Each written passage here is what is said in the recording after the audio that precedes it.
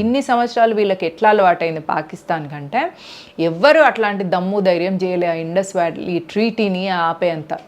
ఎందుకంటే కాంగ్రెస్ ప్రభుత్వమే ఎక్కువ మనకు అధికారంలో ఉన్నది.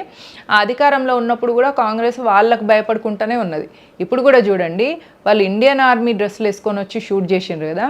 ఇప్పుడు కాంగ్రెస్ ప్రభుత్వం ఉండేది ఉంటే అది చేసింది ఇండియన్ ఆర్మీ అని అనేటోళ్ళు. అట్లాంటి దౌర్భాగ్య పార్టీ కాంగ్రెస్ పార్టీ. దాన్ని ఇప్పుడు తరిమేసి భూస్థాపితం చేసిండ్రు భారతీయులందరూ కలిసి.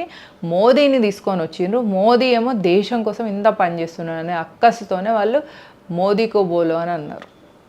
అయితే ఈ వాటర్ ట్రీటీ వస్తున్నప్పుడు మూసుకొని ఉండాలన్నా ఉండకుండా మనల్ని ఊరికే కవ్వింపు చర్యలు చేస్తూనే ఉన్నారు.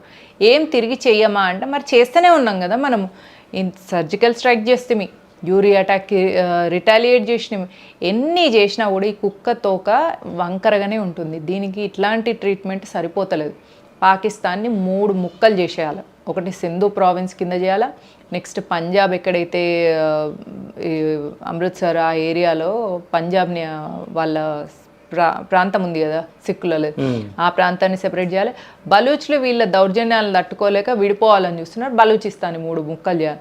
అట్లా చేస్తే తప్ప మోదీ ప్రభుత్వం వీళ్ళు దారులకు రారు.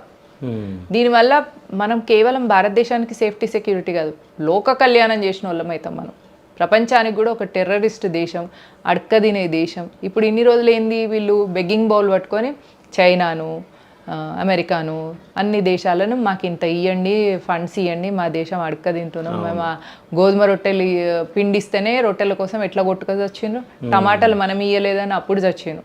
సో ఇట్లా వీళ్ళు ఇప్పుడు ఏం చేయాలంటే చిప్పతో పాటు ఒక గ్లాస్ కూడా పట్టుకొని పోవాలి. ఎందుకంటే నీళ్ళు ఇస్తలేం కదా ఇప్పుడు మనం, అక్కడ దాహం కూడా అవుతుంది.